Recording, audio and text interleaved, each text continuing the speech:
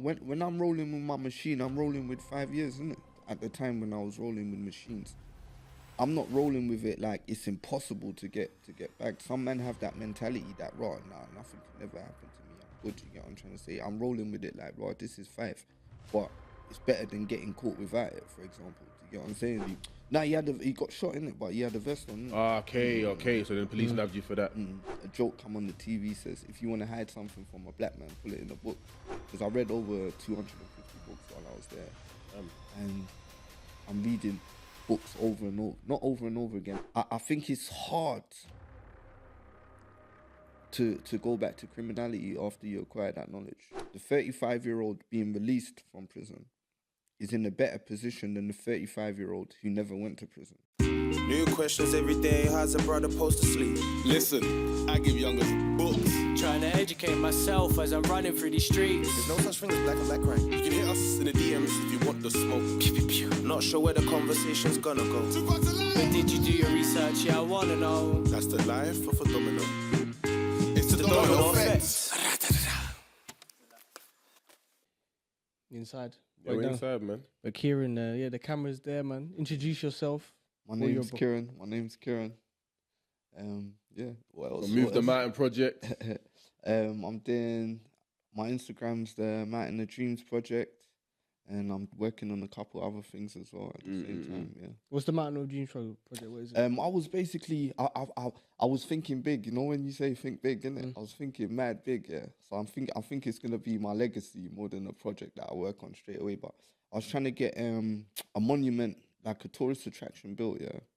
With Martin Luther King, Nelson Mandela, Marcus Garvey, and Malcolm X. But like a Mount Rushmore style. Inspired by Mount Rushmore. Do you get what I'm trying to say? Yeah, so I thought that would be a good idea in terms of I wanted a black youth to be born and think, yeah, that's obvious. Of course, them men are from history, innit? Obviously, they would have a thing, monument innit? for them, Whereas us, we would look at it differently, like, right, finally. Do you get what I'm trying to say? But obviously, for you, it's born in a world where that already exists. It gives them a bit of a boost, innit? You know what I'm trying to say? So that was my mentality around that. No. But I was thinking big, innit? I got a lot of steps in between. Yeah. Yeah. We'll dive into it. Yeah, definitely. But on my left, we got the vegan warrior, the plant-based dickhead. Big up the meatless crew, do you get me? Sir Ed's, a.k.a. Edicus. We're back inside, you get me? You got me, the most masculine host of the pod, man. Don't let him gas you, dodgy hairline, bruv. Try get braids in it, then I'll know. This is coming. I'm getting dreadlocks. Allow it. I'm gonna do a little dye bit like you as well, bro. Imagine that blockhead with dreads, man. But yeah, we're inside the place for another episode. Without further ado, let's get ready to domino. Listen, finally did it properly, did it? Finally, but we're back inside with another fantastic guest. You know how the game goes. New studio. Like I said, we're up in the guests, we're up in the budget, so we're trying to deliver you a lot of fantastic content. So all we say is that you like, share, and subscribe when you step in. So if you are here right now, just stop, click the like, click the subscribe button, and it's all love. But daily, what's the analytics saying? Analytics, the views have been going up and the followers have been going up in terms of social media. But on the subscriber count, only around 80%, no, only about 8%, 92% of our regular watchers don't actually subscribe to us. 92%? Don't. Yeah. So 8% only of our regular watchers. But then there's people that watch regularly are just there. Yeah, exactly. So even though, guys, we appreciate more people are watching, but you need to hit the subscribe button and you need to hit the like button. The like button pushes the algorithm so more people can see us, and the subscriptions is what's based around our ads and revenue.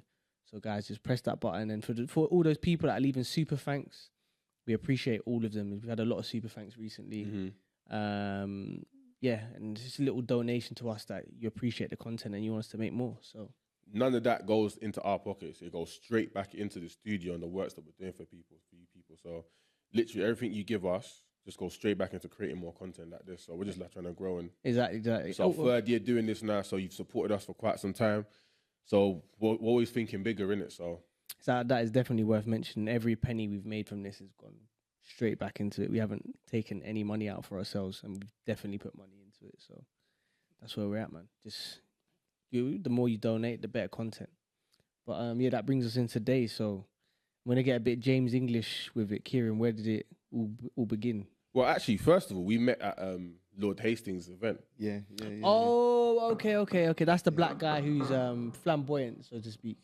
Is he flamboyant? I wouldn't say he's flamboyant. Where'd you get that from? Why you Flamboyant? say He's flamboyant? Why is he flamboyant? I don't know. Like, if I'm thinking of the same guy, he has interesting drip. All I'm saying is, if certain man them he's they're bang for Lord Hastings, isn't it? Nah. It's not insult, but I can't see where it comes from. No, but Yeah, flamboyant. I don't get. no. Flamboyant is not an Flamboyant insult. just means eccentric. It's innit? eccentric. Okay. I was thinking more like. But I don't know how zesty. you can. No. describe People it. demonize it, but flamboyant just means like you're just. You know, like someone. You know them OGs that dress in all the same color. Yeah. That's Okay. flamboyant. I get But that. I didn't know where he got it from. Chris Eubanks. He's flamboyant. Okay. Yeah. Okay, when you mention someone like Chris Eubank, I can see. Nah, but he doesn't dress. He doesn't. No, I don't think his dress style he is, but his don't dress character. character. He's got. Oh, He's his got. character. From what I've heard, I don't know the guy. Oh, he's okay. Like, you know how Chris Eubank is flamboyant. Yeah. But no, we met there at Lord Hastings where, he had a lot of black people coming up and talking about the stuff they did. I didn't even expect it. Like, I literally just walked in and he's called me up to stage. He said, Eddie, come on stage. And then Was that your first time? that was my first time going. No, that was my first time. Yeah, as well. was it? Yeah. Because you was fresh home that same week, weren't you? Yeah, I come home the day before that. The day before. But no, like the work Lord Hastings is doing for the community is unbelievable. It's crazy. And it's scary It's to crazy. think that like obviously my boy Ross works he works with the prisoners. Yeah. So he's been telling me to come for time, him and his brother. I never really paid it no mind. But Yeah. now that I'm in the mind state of growth and elevation, is trying to better myself and try and do more for the community, I thought, you know what? These are the kind of places you need to be to meet of course, amazing people. And bro, come on, man, the weight, that's the where weight, the connection weight came that from. was in that garden alone is Yeah, crazy. bro, that's unbelievable. Man thought we was doing bits. I thought I was doing bits. Yeah, brought a 12-year-old up on his like That's written 10th like book or something.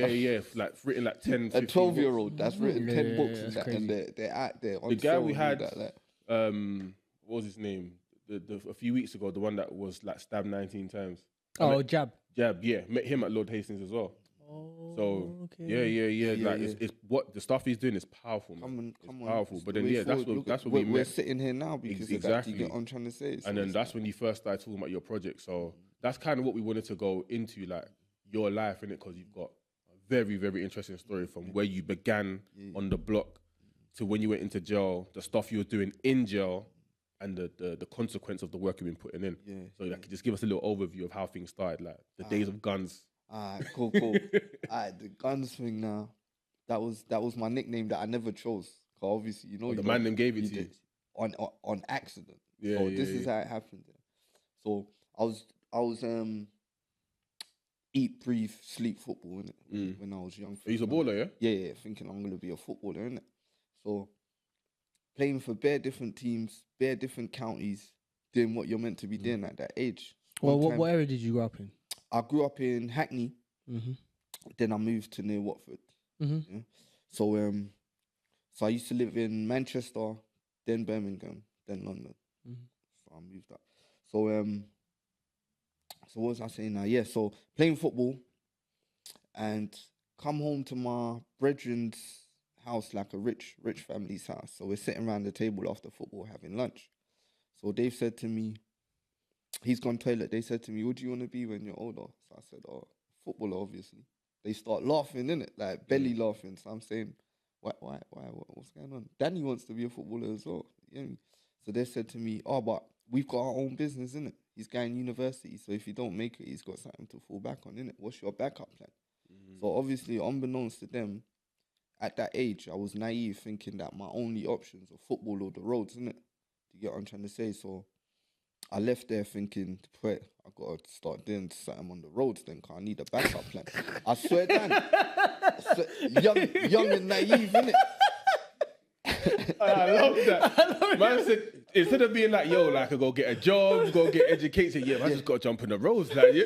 Nah, you know what? It sounds crazy now I say it, yeah? But It's real, though. I was around a lot of people who thought like that. And I thought like that. Do you get what I'm trying to say? And I even met people in prison. I've met people who that's not a strange thought for them No, because but it's everything funny, they're seeing. But Danny's mum and dad were trying to be positive, and Danny's mum and dad might have pushed you into the roads earlier. I know. That's why I say I don't add no blame to them. But they was trying to tell me the right thing. If anything, it was a little bit early for someone who's involved in football. Or it was just too vague, innit? Because it's like they put the question in your head without providing an answer. So you like as a young guy, you're having to find the answer yourself, and at those times you needed the guidance. Yeah, of course. And obviously, it wasn't necessarily vague. It's just that what I see, you know the saying that says you can only be what you see. You get what I'm trying to say? This is what I'm seeing, innit? The man them on the roads are getting money, and the footballers are getting money, the rappers are getting money. So I was victim to that trap in the mentality and thinking, well, these are your only options, innit? Do you get what I'm trying to say? When she said he's going university, I didn't think that was an option for me. I didn't think they were saying to me, so you could go university. That didn't even cross my mind. Did your parents ever talk to you about education? Nah, my parents are busy, innit? Do you get what I'm trying to say? I couldn't add no blame to them because they was at work getting the money that feeds you, buys you clothes, gets you to school. Do you get what I'm trying to say? So it was just the environment and the mentality that I had at the time that led me to think those stupid, naive thoughts, innit? That only it's the same as a youth now thinking that, right, if he doesn't make it rapping, he's got to go to the roads, innit? Do you get what I'm trying to say? Or the nowadays it'll probably be like, if I don't make it on YouTube, then I got to go to the roads or something. Yeah. Do you get what I'm trying to say? So it's the same thing in terms of, I was just thinking football, but it's not uncommon to think like that at that young age, innit? Do you get what I'm trying to say? So what I done there, I left there, went next time I was in school, printed off some flyers, £2 an entry to make a 5-a-side tournament, innit? So £2 an entry, 7 people on the team. Obviously, I knew all the best players at that age group, innit? So I went to all the secondary schools, handed out the flyers, and then went to a girl that I knew that worked in Tesco, told her to get me some barbecue stuff and like drinks in them, the disposable barbecues and some canned drinks and that. Went to the youth club, asked them to borrow the goals, put it outside on the grass. This time, bare people turn up at the tournament because I finished school for the whole week, whole of that week. I made up an excuse to finish school early, went to a different school, handed out the flyers at all the schools in the area.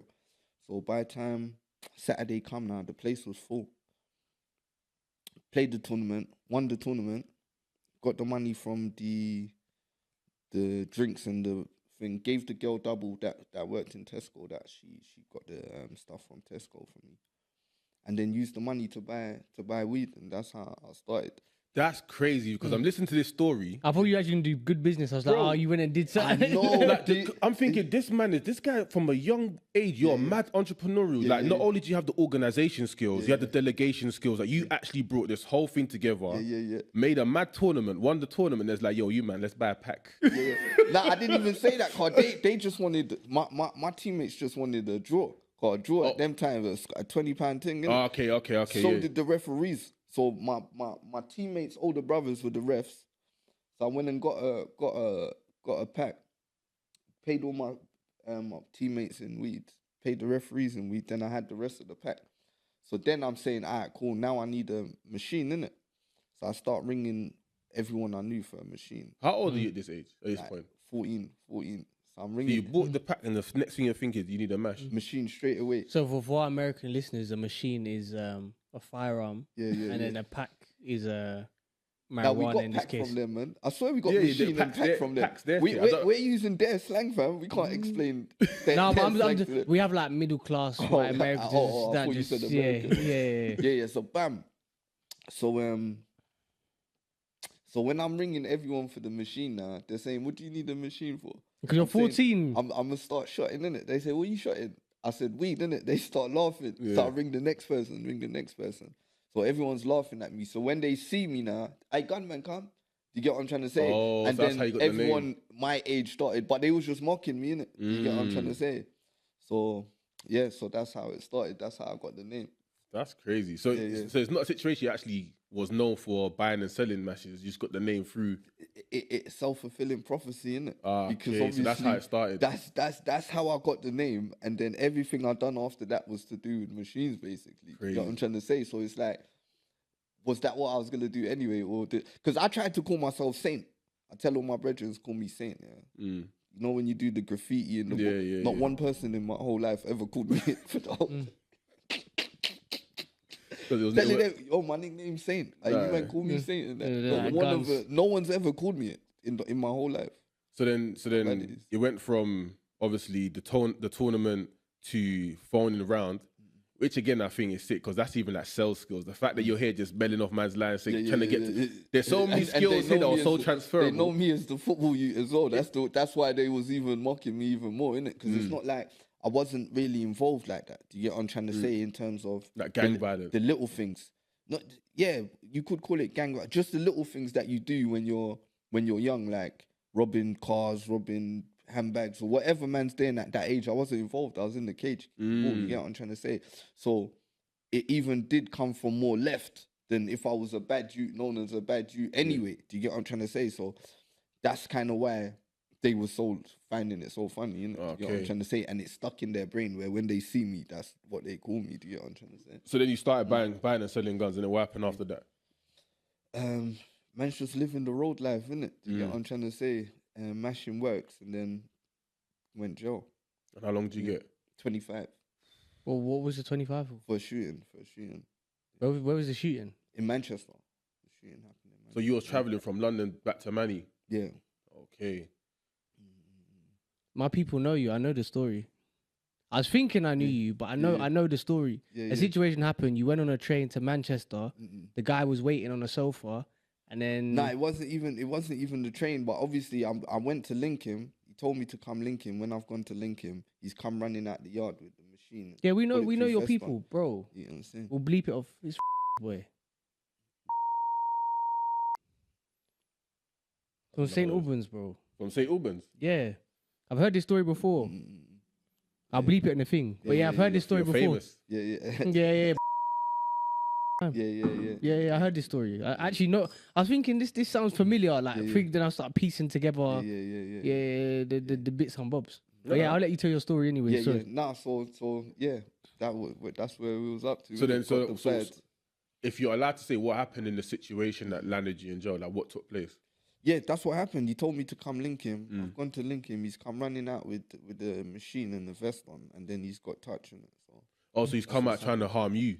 He's come out, he's come out with his machine and his vest on. You know what I'm trying to say? I was going to link him to chat to him. Yeah. But did you have a previous problem? Happened, huh? You have a previous problem? Yeah. We was in a disagreement, so I was gonna go there and page him in. I was young and naive in it, so I thought, I'm gonna go there. I'm gonna link you in the morning. I'll come page you and chat to you. You get what I'm trying to say? Obviously, he was thinking that you've come with something different. Something different. Yeah. So what? Yeah. So then what? Was it just a shooting, or did something happen to him? Like, did he? Nah, he got shot in it, but he had a vest on. Okay. So then police nabbed you for that. So how much? So how much time did you serve altogether? Just under 13. 13. Years. Oh, so you got, was it an attempted murder? Yeah, AM. Okay. Was it so? How did you? So fast forwarding to this point, so you've gone there to speak to him. He's run out. Has he tried to let it off when you're? Well, nah, he ain't even. It just happened so quick, innit? Yeah. Why are you saying it like that? I'm trying to keep it. I'm trying to. It's the way you're trying to say it. It just seems like, boy, I don't even know. But I get it. He's pulled his. You're like, I'm not even gonna wait. Come out the front door. It's not a talking thing at that point. It's like boy, innit? You just got to react at that point, innit? So I hear it. But how did you still get a nick for the? Nah, he was telling them in the ambulance. But little did I know. He snitched on you, even though he was the one that came out with the gun. Yeah. But didn't he get nicked as well then? Nah. But little did I know what he done is a few months prior to that. I've seen he's got someone to follow me. So I've jammed him in it. Like, you lot following me for, you mad? And long story short, they've sent him my reg, and he's called the police and gave them my reg. Said, right, this shoot is rolling around. He's got a machine on him. This is before anything's happened. You get it? So that was helping him in the case. Oh, so they've been keeping tabs the whole time? Nah, not really. They've been keeping tabs, but I'll give you an example when I see the jewelry kind of shift. Yeah. my QC is saying that machine they found with him, yeah, and the vest. If you as the jury think that's his, then you can't believe nothing he says, innit? Because he's saying it's not his. It's obviously his. It's in his boot. You can see the blood drops where he's hid it before the ambulance come. So they're saying, the QC saying, if you think that machine and vest is his, you can't believe nothing he says then, innit? You gotta acquit my Yeah, because guy. you're both. So then the prosecution said that machine probably was his, but he needed it for protection because look at the call he made to the police months earlier. Do you get it? So that's when I see the jury kind of... Premeditated. Then now the jury's saying, all right, cool, the machine probably is his. But he needs it. But yeah, look what happened. Do you get what I'm trying to say? Yeah. So that kind of flipped it where when the QC was saying that, I thought, yeah, I'm home. Of course they're going to know the machine's his. He's saying the machine ain't his. He's never seen it before. Obviously, they can't believe nothing he says then, innit? Do you get what I'm trying to say? But obviously it never worked out like that. And But the because QC, the prosecution flipped it back in it and said, yeah, it probably was his. So they just and the fact that you went there to see him obviously went in his favor because you haven't met in open grounds. You've actually gone to see him. Well, you can see him telling me to come link him, innit? Do you get what I'm trying to say? So the fact is he got touched. That's it. When whatever you break down, however it looks, he got touched. That's He got touched. That's what Plus, he my GC mentioned saying. this beforehand as Plus, well. he was calling the feds from months earlier If he had a vest, how come there was still blood? because the vest is like, you see the lower part of the vest is just material here. Do you get what I'm trying to say? So whatever hit him in his chest, that's where the plates are. But below, it's just Also, the there was material. bits that it did actually still hit him anyway. Yeah. Oh, okay. So then, cool. That's happened now. You served your time, or not even served. So whilst you're in jail, where does the mentality shift? So I'm sitting in jail thinking, yeah, I'm touch roads, get back to what I was on, innit? Do you get what I'm trying to say? Then chilling in my cell, I see a joke come on the TV, says, if you want to hide something from a black man, pull it in a book. Have you not heard this, bro? I remember you saying it that day when you was doing the talk, and it was like, I was like, rah. I was like, bro. I was Because watching that in my cell, black like, men don't bro. read, But yeah, essentially. that's essentially what you're saying, isn't it? Yeah. So I'm saying, bro, it's just jokes that they're making on TV. It's like one of them panel shows, like a Jimmy Carr thing or something like that. Do you get what I'm trying to say? So I'm saying, bro, I got to read a couple books. I can't even have that joke affecting me like that. Do you get what I'm trying to say? So I started reading. And obviously, I took that joke to heart in terms of, let me test it, innit? If you want to hide something from a black man, pull it in a book. Let me see what these lot are saying. So I thought, let me read about Tupac and Biggie, because I'm still in that mindset, innit? Yeah. So obviously, when I was growing up, it was a mystery who killed them. Was it the CIA? Was it their own beef? Read the books. Everyone knows exactly what happened. They know who was where. So I'm saying, right, it's true. You get what I'm trying to say? Because everyone I know acts like it's a mystery. Yeah. It's some big mystery who killed them. We read the books. Everyone knows exactly who done it, who was where, who was standing where, who was parked where. You get me? So I said, all right, let me test it again. Started reading about JFK. Same thing. You get what I'm trying to say? You see the news, they say, oh, it wasn't Lee Harvey Oswald, it was a conspiracy. Read the books, the whole conspiracy's there. They know exactly what happened. You get what I'm trying to say? So I went on for there, started reading about, all the names you hear, but you don't know why you hear them names. Like who? Like Napoleon, Alexander the Great, Marcus Garvey, Nelson Mandela. I didn't know any details about them. I just knew Genghis Khan, for example. I just knew his name, but I didn't know why. Why has this guy been dead for how long? His name's still ringing bells. You hear me? It's because they earned their legacy. You know what I'm trying to say? Gandhi, Mother Teresa, all of them people that I read about, they earned their legacy, innit? That's why their names still get mentioned regularly. Like, And even people don't even know why, but they still hear the name. People don't know why, and I was one of them people. Do you get what I'm trying to say? So I read a lot of biographies and stuff, and I think what that changed in me in terms of mentality-wise is that read about, if you got a scale like that, yeah, and here at the bottom of the scale is a poor person that's born poor in a poor country, yeah, and at the top of the scale, let's just say something like a coveted job like president of the UN, yeah. So I'm reading about people that started from here and got to here. You get what I'm trying to say? So I'm saying, raw, I'm poor in a rich country, but I only want to get here. Like, doing good business. Do you get what I'm trying to say? Running some good businesses. The bit I've got to travel is just that small little range. Do you get what I'm trying to say? And there's people that are traveling from here all the way up there, so I got no excuse. It should be light to me. It should be easy. Do you get what I'm trying to say? Because I'm reading over and over and over again people making it from there to the top. Was there a specific book that changed your mind? Or was it like a collection of things that just... A collection of books. Obviously, the biggest books that had the biggest change in a paradigm shift, they call it, the biggest rapid change in mentality and fundamental change is 7 Habits of Highly Influential People, highly effective people, by Stephen R. Covey, and Awaken the Giant Within by Tony Robbins. Tony Robbins, he's a good motivational. Yeah. So they was the biggest in terms of giving me a paradigm shift. Another subject was obviously Black history. Black history was because I read over 250 books while I was there. And I'm reading books over and over, not over and over again, but on the same subject over and over again. You get what I'm saying? So reading about Black history was crazy. Get me? I'm in my soul like, bro, look, there's no one to chat to, but bro, this really happened. Do you get what I'm trying to say? And I think that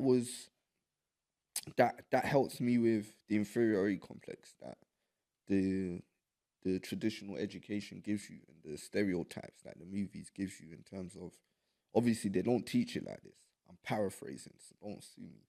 But they basically teach you, look, went to Africa, they was all cannibals, they had no civilization, they didn't know what they was doing. We enslaved them. While they was enslaved, they became civilized from learning from us, and we let them go. You get what I'm trying to say? If you break down what they teach us, that's basically what they teach us. You get what I'm trying to say? So when you're reading about all these civilizations and kingdoms and empires and cultures that existed and all the inventions and everything they brought to the world, it's mind-blowing. You get what I'm saying? And the effect that had on me was in terms of getting rid of that inferiority complex that they've instilled on purpose, I believe, anyway, because it can't be an accident. That slows you down. Do you get what I'm trying to say? That it kind of holds back your mentality. It's interesting you mentioned that because I think back to the story that you mentioned before when you was at your friend's house and the parents asked you the question, like, what's your backup plan? Maybe a lot of that and obviously the kind of the parallel of either football or road. Maybe the fact that there was that lack of understanding of where you sat in the world is why those 2 options were only available to you. Because it's like you was free and able to do what you wanted at the time. And young. But your freedom came from being incarcerated, which is quite interesting. But the contrast is like, okay, now that I understand myself and where I fit, the power of my people, of course. now I feel more powerful, even though I've lost my power at the same time. Straightened up. Yeah, me, I'm reading this, my back straightened up instantly. Do you get what I'm trying to say? I look through a different prism. I look at everything differently. Do you get what I'm trying to say? So, yeah, that was a powerful thing. Reading about Black history, that was a significant change in my mentality.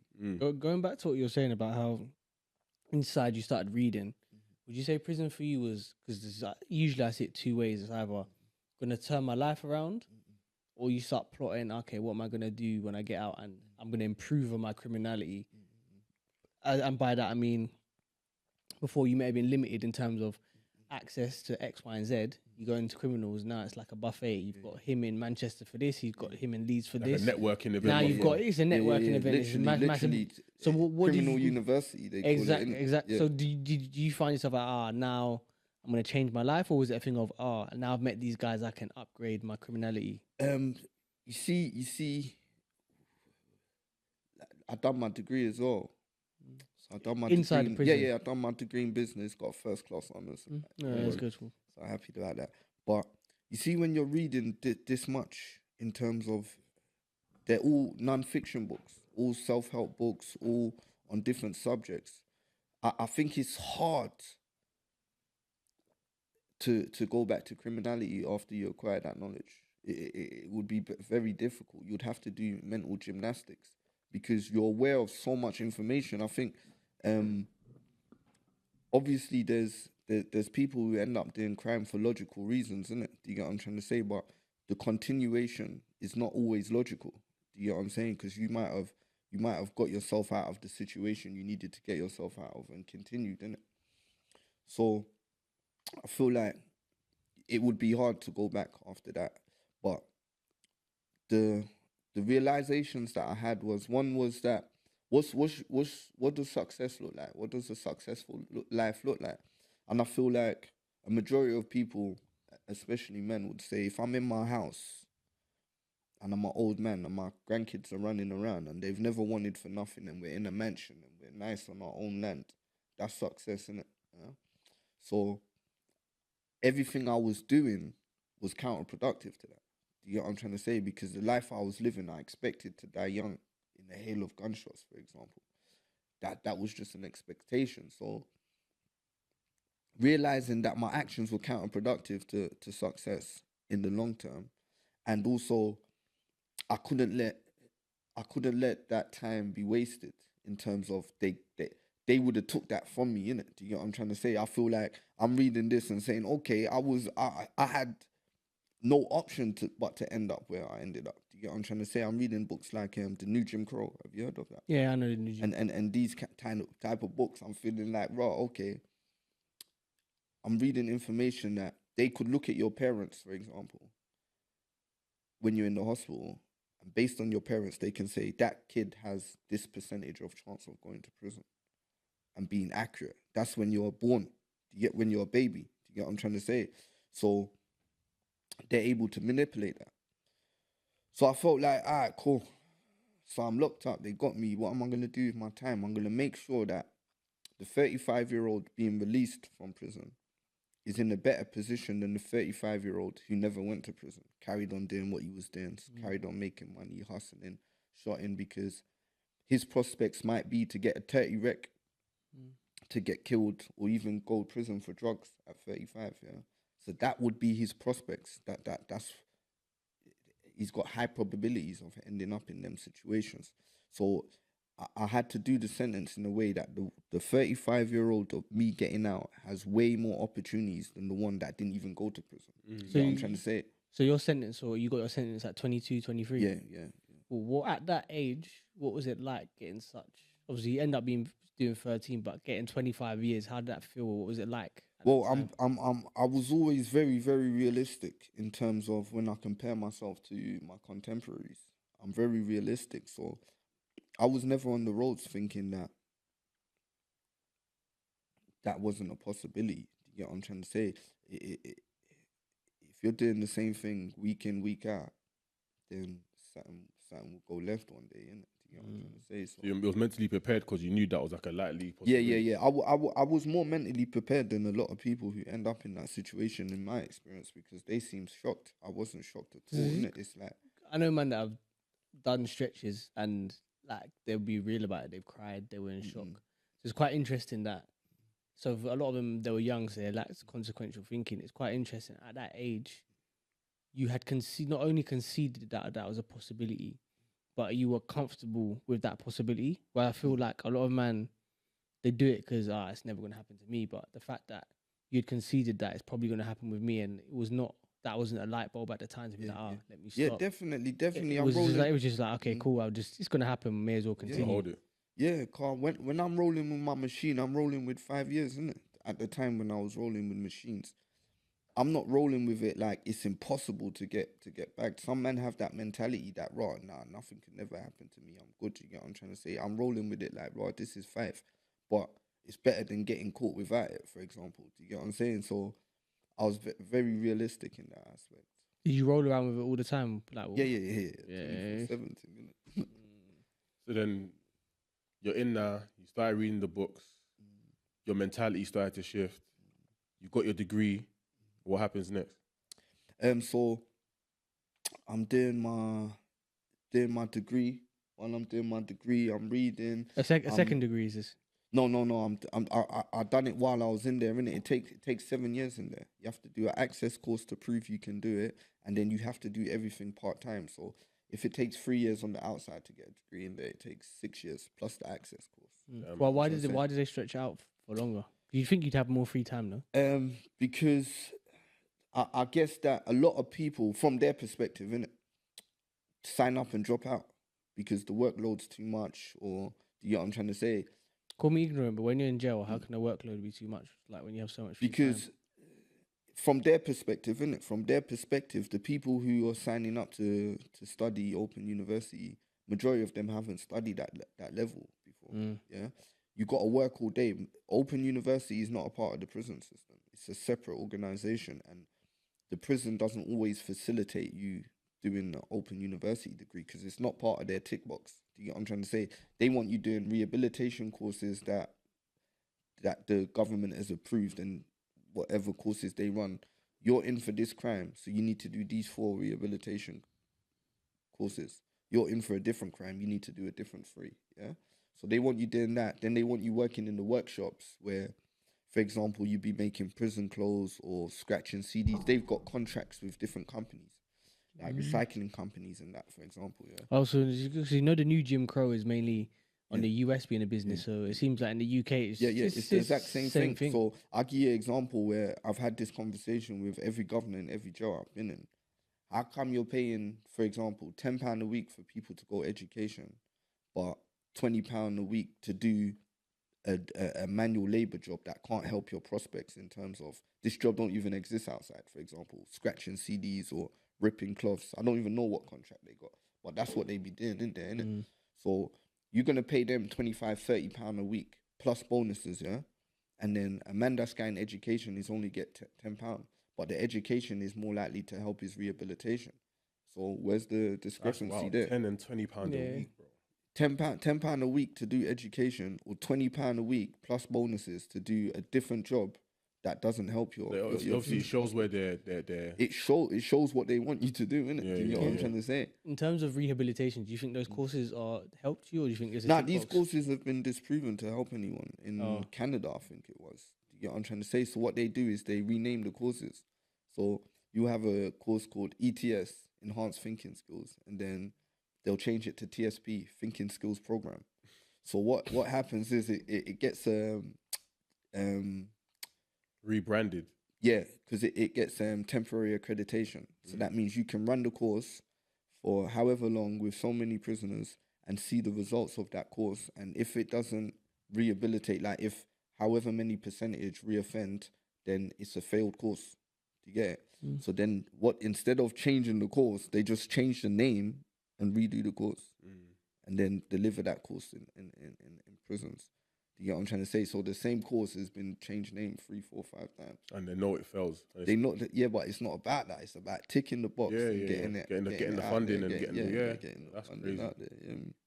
So then, take 7 years to complete the degree. Yeah. So while I was in there, obviously I was reading takes 10,000 hours, for example, to master a skill. Mastery, yeah. Or to become an expert on the subject. So I was reading, thinking, what subjects am I gonna talk about? So I started organizing motivational events for the prisoners and getting people to come in different organizations and that. And I would also give a speech there. And that's when I was telling the prisoners, right, this is how you can use your time constructively, innit? If you might be worried that you go out, it's going to be hard to get a job, for example, because that's what a lot of men say to me, this ain't going to want to give me a job, this company's not going to want to give me a job. They might be scared in McDonald's, you might steal £20 out of the till, for example. But if you pick a subject like soil rejuvenation or computer coding or blockchain technology, even car batteries or something like that, if you're interested in cars, and you choose that subject and you read 100 books on it, you men have got 10, 15 years to do. When you get out, you would be one of a handful of people who's read 100 books on soil rejuvenation in the world. Do you get what I'm trying to say? You will be an expert. And when you get into these rooms with people, they will know your esoteric knowledge. They'll know the jargon you're speaking, and they'll know, all right, cool, this guy really has read 100 books. Fly him out to Saudi Arabia. We need a soil rejuvenation expert, for example. They ain't going to care you've been to jail, and they ain't going to be worrying about you stealing £20 out of till card. They've put a belly in your account. They're just trying to fly you out so you can help them with whatever, innit? Have you seen people do this sort of niche sort of education? Well, I was with a guy called Junior. He was at that event as well. He done trading. So he works, I think he's He's vice president of Citibank right now. How? He in prison. He became an expert on trading, and now he's vice president of Citibank, the actual real Citibank. You know what I'm saying? Went into a prison with him the other day. He was giving a speech. That's interesting. Then- Well, but you can't work in finance with a criminal record, bro. You can, and he does. And I'll show you him after right now. Yeah, show me, because I'll show you him this right is now. news Do you to know me. who I'm talking about? Nah, let me Yeah. So, bam. have a look. So I was with him at a prison in where did we go? We went to ISIS. Mm-hmm. Went to ISIS. ISIS. Yeah. What does that? It's a prison. It's called ISIS. Oh, right. Because when I think of ISIS, I think of I you was think thinking of what? the terror group. I'm thinking, bro, don't say that on the pod, bruv. That's some new charges. But yeah, so you went to ISIS. Yeah, so we went there. He was talking. I was talking. Then after a couple of the prisoners come up to me like, "Bro, what's this Lord Hastings guy really about?" You get me, Ed? So I was saying to them, "Listen, let me show you what just happened." Because when I was giving my speech, I was like, "I know most of you lot are just here for the food, yeah." 'Cause I was on the other side. I was with you lot the other day. Yeah. You get what I'm trying to say? So it's a thing where I know most of you lot are here for the food. I ain't trying to preach or chat to all of you. I'm just trying to tell one man that you can pattern up from here. And so these youths come over to me after now. They're like, what's my man really about? And I'm saying to them, listen, let me put it in words that you understand. Yeah? Imagine the biggest plug in Europe come to you lot, called you lot, and you lot all good. When you get out, I'll take you any amount of boxes you need, innit? You get what I'm trying to say, yeah? Imagine that happened, yeah? Yeah. But this is the legit side now. So Lord Hastings is coming in and saying to you lot, if you want to do something positive and constructive and still be successful, cause he's bringing top guys, Top innit? people, You yeah. get what I'm trying to say? They're top of their industries. If you want to get to here, I can help you. So the same thing the plug will be saying, like, if you want to run your block in that, I'll help you. I'll give you. Because Like, that day it's we the were there, same- he brought someone from Obama's camp, innit? That Yeah, American guy. that came down. yeah. So like one of the political representatives that was a part of Obama's team came down to give us a talk. And let's talk about the kind of stuff he was there. So like the people Lord Hastings brings through, again, if you position yourself correctly, can be that plug that you Exactly. You get the analogy that I was making to them, and they got it straight away as well. Innit? I'm just saying, like, it's not easy. I've been in the rooms where he's come in the prison. There's 30 men in the room. Only 2 people know what just happened, innit? You know what I'm trying to say? The other 28 don't know what just happened. You hear me? One time, Asher D come in, and he was saying that he was on filming Get Rich or Die Trying with 50 Cent. Yeah. And he said that the director called cut. So they're filming the scene. The director calls cut. When the director calls cut now, 50 Cent goes into the tour bus and starts dropping a verse because they've got a studio in the tour bus. The producer tells him, cut now, you've dropped your verse, yeah?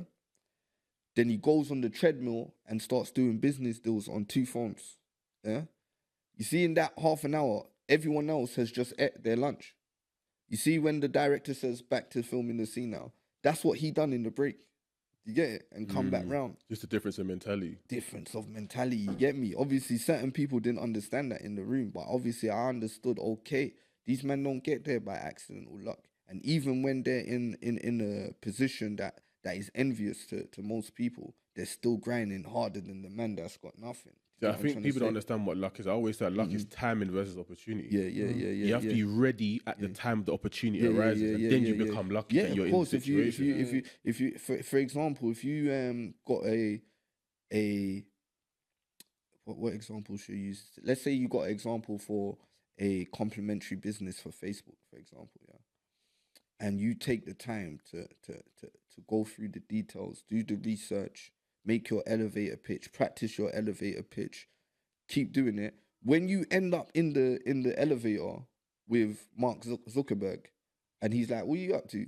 And you've got 20 seconds, 30 seconds to tell him about the idea, how you deliver and articulate that perfectly so he takes you on board. Everyone's going to say, you was lucky to be in the elevator with him. Do you know what But what about all the work you put in first to be able to... That's what everyone says is like, luck, you influence your own luck. And then exactly on the flip side of that, the best kind of ability is availability. You have to be available. So I remember going to trials. Certain guys weren't the best on that day. They show out and have the best performance they've ever done. They had to turn up to the trial. They had to do all those other training sessions in between. So what? They aren't the best player. Yeah. All those other sessions they put in led up for them to put it together for that one day. So you can't really say it's lucky. Yeah, of course not. You know what I'm saying? David Beckham's mum, I think it was, when one of the scouts was at the house, he was doing kick-ups, so they was trying to chat to her, patting him up, innit?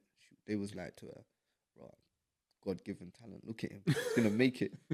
She said, right, no disrespect, but it's not God-given talent. You see them kick-ups? Where I wash up faces the outside window. So when I'm washing the dishes, I can see him in the garden. I see when he could only do one kick-up. And the ball went over the fence and he had to go around. And you watched the then progress. I watched him do 2, then 3. Now he can just do them for hours. But it's not God-given, though. He trained, he practiced them. Do you get what I'm trying to say? So when I'm reading these type of things, I'm knowing, okay. This is the power of books, though. The power of books. I've always said, like, crazy. I remember reading my first book and just feeling, I remember how fulfilled I felt. Yeah. I just felt amazing to be like, like, man, read it from start to finish. I think the first book I read was a book called, it was a book by Richard Watson, Future, where it talked about how social media and stuff are influencing and affecting people. And then seeing how that played out, is like, and feeling intelligent for the first time is because for me, even in school, my reading age was bad. Like I was a class clown because I didn't want to pay attention. It's mad because you're neglected in school. But the thing that brought my reading age to where it was anime. I used to watch anime, and it got to a point where I couldn't watch it dubbed no more, and I had to go subbed. So then that made my reading age so fucking lit, because I remember I used to be in school stuttering. Then they used like spelling tests. I used to flop on all sorts, but no one knew what was wrong. But the problem was that because I didn't feel like I was smart enough, that inferiority complex, I just never tried anyway. Then when I started applying myself and reading and learning, I was thinking, like, this feels amazing. Easy. And it's a wake up call. Yeah, because for me, it was like similar but different. For mine, it's always been competition. Like, I've always wanted to be the best at everything. And like I remember in primary school, when you start to get more wits about you, I started to see when they're giving you, they will never say your bottom set, but they'll give you like, oh, you're in triangle. You'll see square and you'll see hexagon. I'm looking around, I'm thinking, ain't no these guys are not the guys. Like, why am I down here? And I was so for me, it was the competition. I was just like, I need to get myself on that hexagon. I started deep and I'm like, okay, so the number of sides and the shape is how smart you are. So if you're an octagon, you're the smart. You're the smartest. Okay, if you're in circle, you're fucked. So so I was in circle. I was just like, I was like, triangle, square. But they're never gonna say, 1, 2, 3, 4. No, it's mad. In my school, it was 1, 2, 3, 4, 5. Oh no, for us. So set 1 be the highest, set 5 in primary. Oh, no, secondary school. Sorry. Secondary school we had that, but in primary school they wanted to give, but they're never gonna say, you're not. Yeah. So they give you colours and shapes. Make it all frilly. And then when you get to secondary school, they just tell you that. Sorry, mate. But then that also goes to show as a testament to how failed the education system is, because what we've all mentioned here is that it took external things to make us become the men that we are today. You get what I mean? Yeah, exactly. So then, exactly that. With that said, so you're reading the books now, you've got your degree, and then you started doing projects and doing speeches in the jail. Because what I realized is, one point I wanted to make on that is that, imagine I was reading Einstein saying that there's no such thing as a genius. The people call genius is someone who studied that subject the most. So, for example, the example that I think is in the book is that it says, imagine you had you read everything ever written about a pen lid. Everything ever written about a pen lid, and then you made an innovation to a pen lid, for example, people would call you a genius. But he's saying that's not what it is. All you did, because you had anyone who had all the information ever written about a pen lid would be able to make a tiny change to make it better. Do you get what I'm saying? So that's exactly what we're talking about in terms of getting the information in your head. Amazing. Well, when you look at someone like Malcolm X, he just said he practiced debating, and that's why he's such a great motivational speaker. Is because he spent all his prison time learning how to debate and learning how to motivational speak, and that's why they say he's one of the greats of his time, because he just practiced it every single day and read every minutiae about how to be good at it. Yeah, exactly that. And look, it paid off. So So one of the things I realized when I was doing my degree and stuff is that when if I do assignment, send it off, and the score comes back, the similar feeling you had when you finish reading the book, yeah, it's the same feeling you get if I'm hustling, I get a new machine, or I'm hustling, I get a new whip. That get a new dopamine gym. burst, that Yeah, excitement. yeah. It feels the same. Do you get what I'm trying to say? Only difference is you shouldn't be able to boast about that to 95% of your phone book. Yeah, You get yeah, what I'm trying yeah. to say? It's only a small percentage of your phone book you should be able to say, right, I just bought a new thing. Big thing. You know what I mean? It's only a couple, man, that you should be. You can't say that to your cousins, your auntie, your mum, any yeah, gal yeah. that is worth a sort. You get me? Uncles, But granddad, with this thing, you can let grandparents. everybody know. Yeah, like, me. But when you do something else that's positive now, you can let everyone know and get that dopamine burst, as you call it. So I was doing that. I was giving the speeches, and funny enough, you say that one of the things how I started my speech was saying that, raw. The reason I'm giving you the speech is because when I keep reading these books about successful people, they kept saying they was a good orator, and I never knew what that meant. When I researched the word, it means good public speaker. So what I'm telling you lot to do, I'm doing it now. This is me practicing, because when I get out, this is what I want to be doing in terms of helping my businesses and that. Do you know what I'm saying? So I'm just telling you lot, use your time constructively while we're here. When did Make you? yourself opportunities. When did you? Because you know sometimes it takes people years to get to the point of I'm gonna say. Was it from day one you thought, okay, I'm gonna be? No, Or how long did it take you to be like, okay, jail's long, I actually need to do something? nah, that's what I'm saying. It wasn't straight away, car. Maybe the first 3 years or something, I was thinking, yeah, I'm gonna get back to doing what I was doing when I get out. Do you get what I'm trying to say? It was the joke that led me to reading, and then the reading changed my mentality. Okay, I get you. And then that change of mentality, I started to implement what I was reading in terms of the subject I chose was blockchain technology. So I published a book, and I was the first person in the world to sell NFTs, sell the characters as NFTs from a published book. So publish a book and sell the characters as NFTs. first in the world. First in the world, based on my research. True story. I swear down. I tried to research it. No one else done it, innit? So I'm claiming that, innit? But obviously, if you find out something different, then obviously I keep hear it that. to yourself. What is selling cats on NFT? What does that even mean? Do you know what the NFTs are? I know what the Digital art. NFTs are, but like, So I published a book that teaches kids how to play chess. So after I read all the books published before 2021 on blockchain technology. Then I published a book that teaches kids how to play chess. I sold the characters in the book as NFTs. So how I was going to market it was the parents buying the book for the kids, buy an NFT for yourself. If you imagine a chess set, there's 10 different. It's kind of complicated, but I'll try to explain it concisely. There's 10 different chess sets. You have to have a chess set in your wallet at certain times. Yeah, that's where you hold your digital assets, so your cryptocurrency or whatever. You can swap or buy the different pieces so that in your wallet, what's gone through there is a whole set of chess pieces. Once you've collected all the pieces, every time I sell 1,000 copies of the book, you get £700 worth of cryptocurrency. Yeah. So that's called the utility of the NFT. Yeah. So it's digital art. okay. Digital art is the NFTs, and the utility is what the NFT can do. So, for example, the most popular one I think is called the Bored Ape Yacht Club, the monkeys. Yeah, the monkeys, yeah. And all you can do with that, to my knowledge, is you go into a virtual room and you can spray paint on the wall, but the things are like £1 million or something, Yeah, like yeah. £2 million It's like for a one members NFT. club. So the only other people you're gonna see in there is like Elton John was here, and then you could put your name next to it. El Chapo was here as well, for example. Do you know what I'm saying? So yeah, that's how the NFTs work. Okay. Digital art. So that was the first business.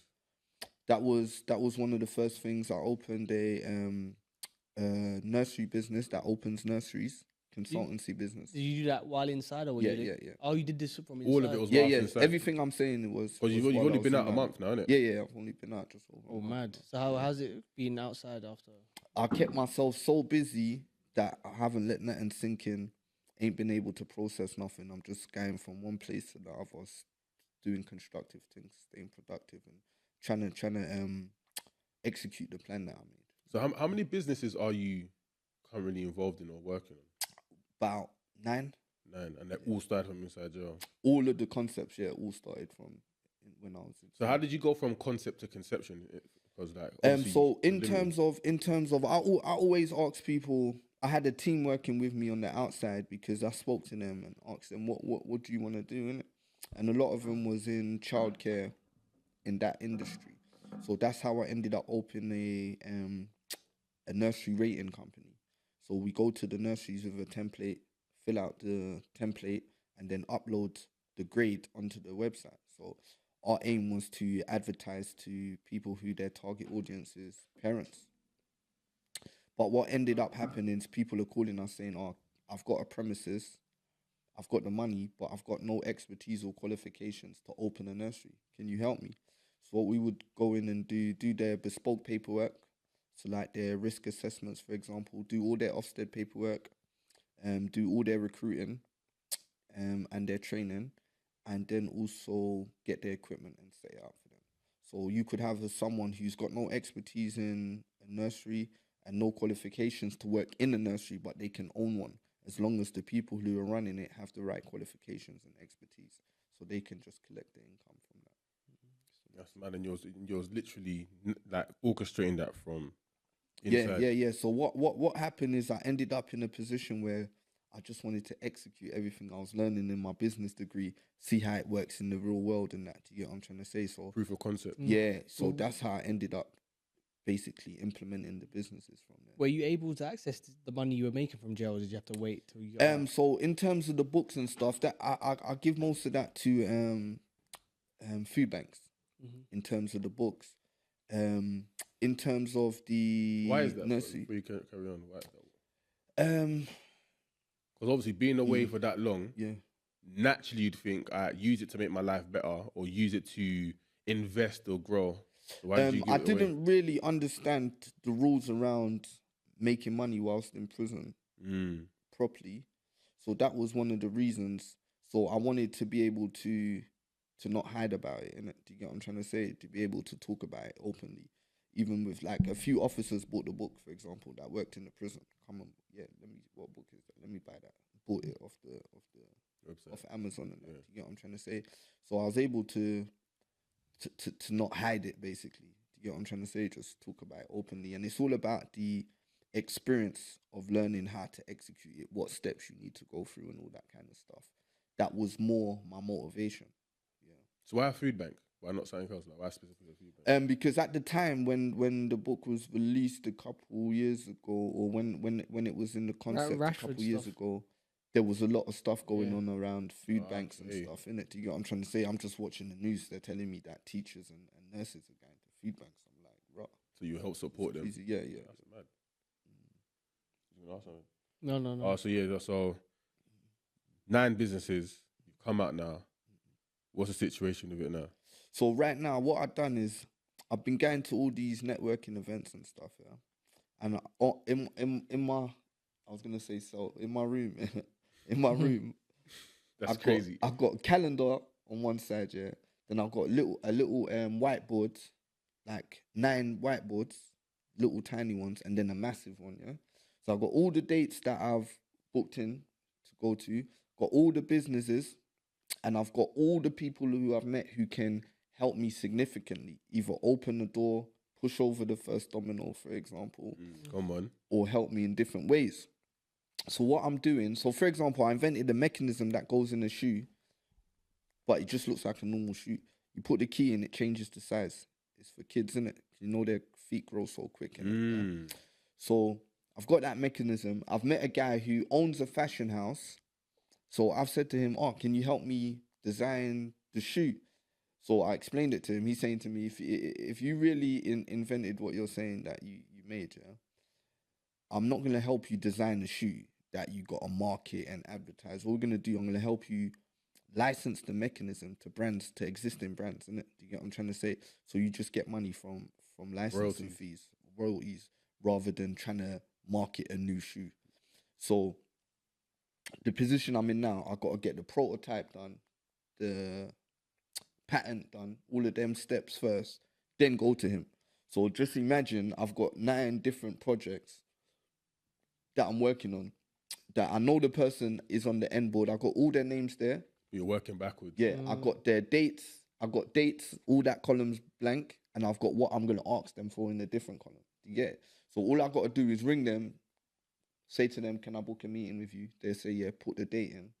Then bring them whatever project I'm working on that I think they can help me with once I get it to a certain level, innit? Because you don't want to go to a person like that, for example, and say to him, can you help me get the prototype made and get the patent and that? You want to go to him with that. Do you get what I'm trying to say? And that's what we was talking about earlier in terms of luck and that kind of thing. Because a lot of men that I chat to inside might say to me, for example, now my brethren just bust, he's a rapper, innit? I'm good. So I'm just chilling, smoking weed, for example, yeah. He said he's going to bust me when I land, innit? So I'm good. So I'd say to them, nah, G, you can't look at it like that.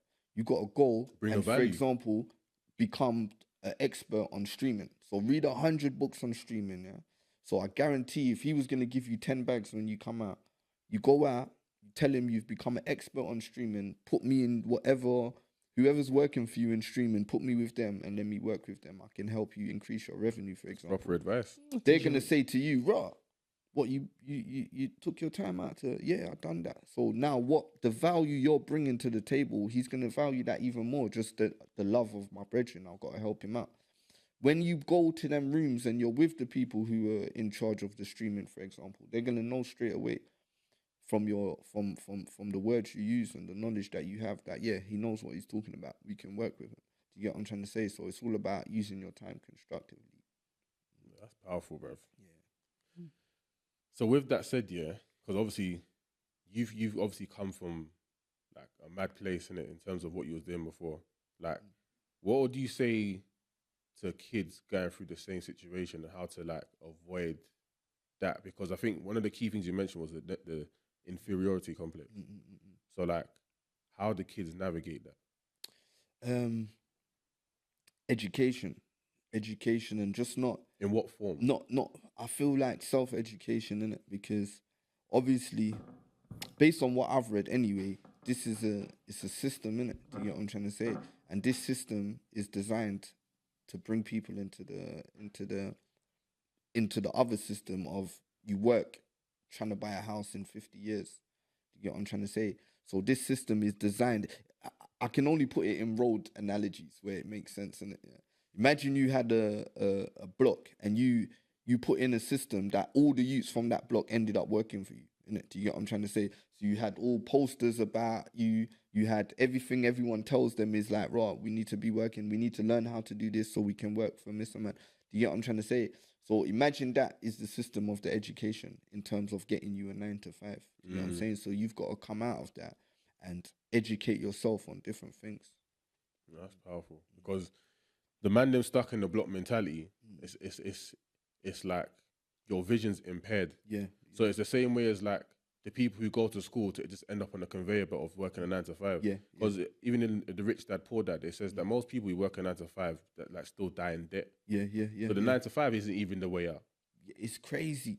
You can't. Even I was telling someone the other day, when I was young, I see some youth running down the high road, tripping, cutting, jumping over stuff. I'm saying, where you running to? He said that he's got to get to the cash point before the direct debit. He just got paid. So he's saying, I've got this payment coming out this. I need a £50 for the weekend. The money before it got. So I'm saying that you're running to rob yourself. But I see you at work all week, all month, my big brother. Every day I go to school, I've been seeing you working. You're running to rob yourself.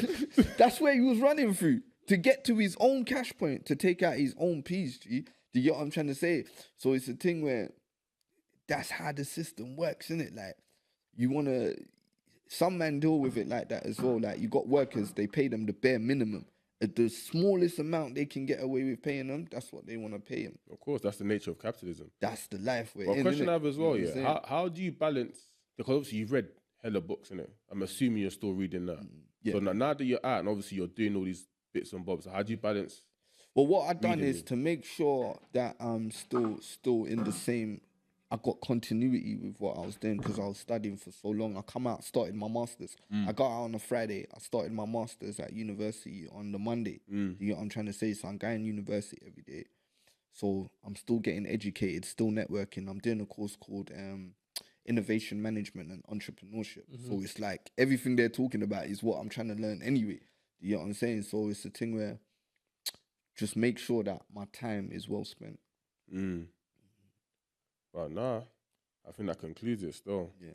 But is there anything you want to add in terms of like projects you're working on where people can find you? I'm doing a documentary. About generating £1 million since getting out in business. You get what I'm trying to say? So As when you've made $1 million since. No. So the documentary what's your number, bro? is gonna be the documentary is about documenting that, innit? Do you know what I'm trying to say? So I'm also like the process. The process of making £1 million since getting out. Obviously, I've only been out a month yet, so I ain't made it yet. But I'm patterning up. You still done more than most in that time. Yeah, definitely. Because when I catch myself thinking, "Wow, you're moving slow. What's going on?" Boom, boom. Then I have to page myself like, "Man, you've done a lot since you got out. You've done a lot compared to most people that ain't even been jail." You hear me? So I'm doing the documentary. So look out for that. How important is money to you? I don't believe, you see, it's about comfortability, innit? Yeah. It's the comfort that it brings, innit? You get me? And my love language is gifts as well. Okay. You get what I'm trying to say? So I process it and look at it a little different than a person who doesn't think like that. That's interesting. And when's the documentary coming out as well? After I make the mill. Okay, You get so what I'm saying? you're working on it. So I'm hoping in a year. Yeah. So I'm hoping about by the anniversary of my release that I've completed everything now. Well, I hope so, bro. Yeah. That manifestation's real because You set your targets high and that. I'll be talking about it on the podcast and that, so when I'm in my bed like having a lazy day, get up, man. When you're on the podcast the other day talking about making the meal, you better wake up, you better get to work. You get what I'm trying to say? Cause everything that leaves my mouth, I make it happen. Yeah, I ain't gonna lie, I've been motivated by this conversation. Yeah. Nah, it's the way forward. I feel like I just need to read. I've been telling myself because usually I would set myself a target of like a book a month, but I don't think that's ambitious enough. Yeah, that's what I said. You know when I was reading, like 2-3 weeks, for a book, innit? You hear me? So I was chatting to an old guy in prison, and he says to me, right, just in general conversation as well, he weren't even telling me about reading necessarily. He's just saying like, right, when he goes to bed with his wife when he was on road, they go bed at 8 o'clock. She will open some big, thick Martina Cole book, yeah? He will watch a movie, and when the movie's finished, her book is finished. She's read the whole book in a couple hours, and they go sleep. The next day, she's on a different book, he's on a different movie. I'm saying, you can't read a book in 2-3 hours. He's saying, yeah.